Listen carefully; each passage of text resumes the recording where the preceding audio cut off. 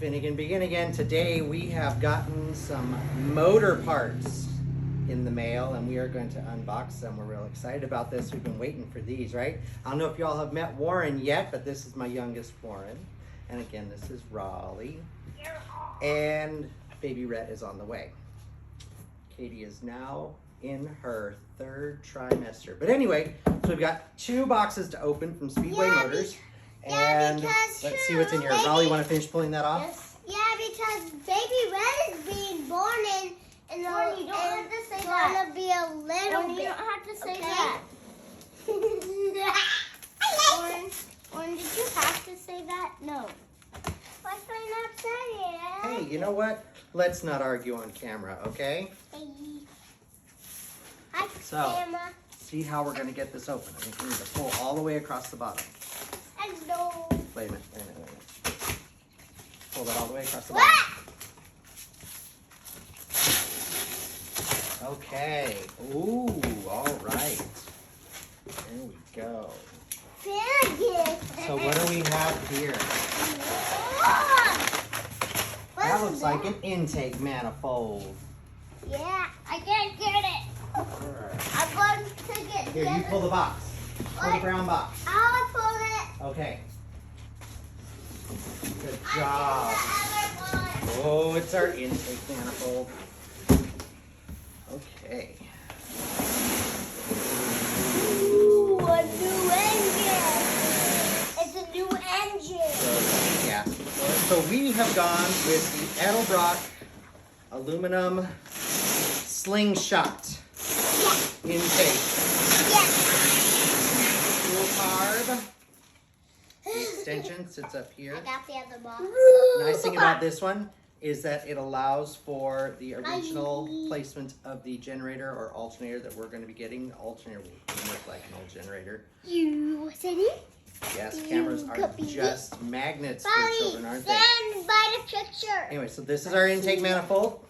Lovely. Significantly lighter than the original because that was iron. This is a dual plane aluminum.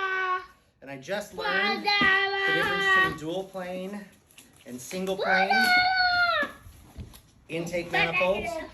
And basically I learned it from Junkyard Digs, whose videos I also really like to watch. I highly recommend them.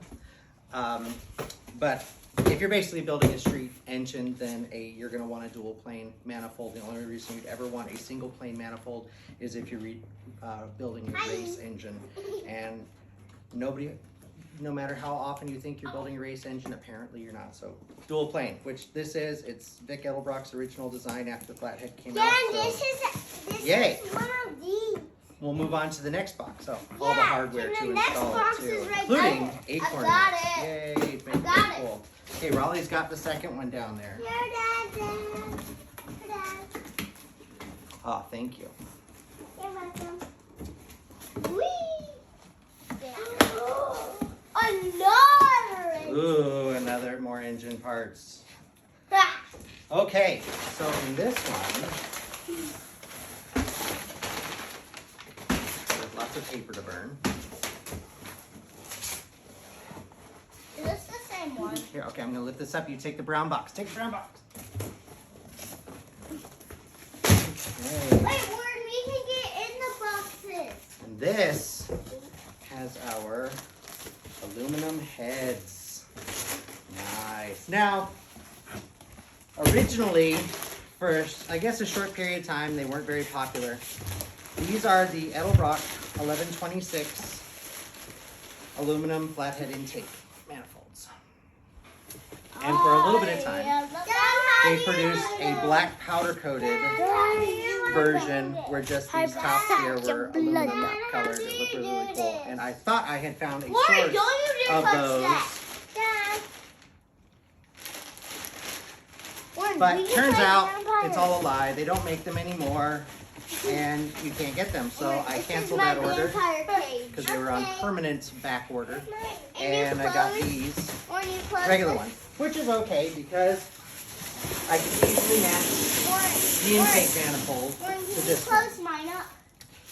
So we've got it here, intake manifold, both intake manifolds. This is the vampire cage. And have to see where the rest of my order is. Make sure that I've got all the other, because I also ordered the hardware for installing all of this, which is probably in here, these intake manifolds, as well as the what's this box for?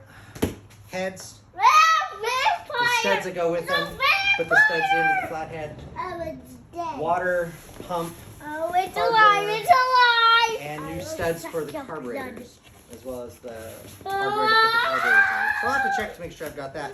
But basically, with all this craziness going on around, I hope you've been able to hear, and are excited as I am to get these actually onto the engine. So I found another box. It was laying over there on the side. This has got all the extra hardware that I was looking for. So get open, make sure it's all there. And then also, a little antique surprise I also have to open up. There we go. This is what I'm looking for. Hey Warren, look, another piece of paper, throw in the fire pit. Okay. Good job.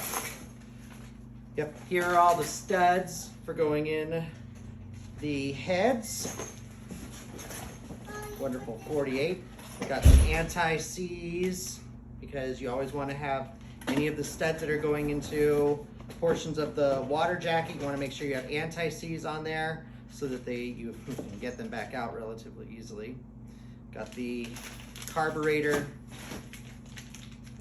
to intake manifold studs. Got some RTV. What are these? These are the oil pan. Now, with all of these that I got from Speedway, I went with the socket head cap screw type. I'm an engineer. I'm used to working with these. I know that they're strong, and I like them. I think they look cool. But really, that's what it comes down to, right? What do you think looks cool? And these are the, I got two sets of these. The water pump bolt. And of course, one of these goes into the water jacket itself. Oh, it's just all of them in one kit, yay. And then these are the intake manifold hardware. And then last but not least is the timing plate cover bolts. All of them matching socket head cap screws. All right, so yay, good. That takes a little weight off of my mind, wondering what happened to all the hardware because it wasn't in that intake manifold box like I thought it was. But here we go. That's what happens when little boxes get lost. Now the next thing that I have is something I got. A lot of the pieces are not produced anymore, so of course you have to go on Craigslist, eBay, Kitsap, or Facebook Marketplace and try and locate them. This I found in Georgia from a nice gentleman down there who, by his accounts, is a 90-year-old man, but seemed very, very nice and admitted that it took a little while to get to me because there were a couple of errors in placing this in the mail, which, Lord bless him, is perfectly fine. This is an original splash pan, splash apron.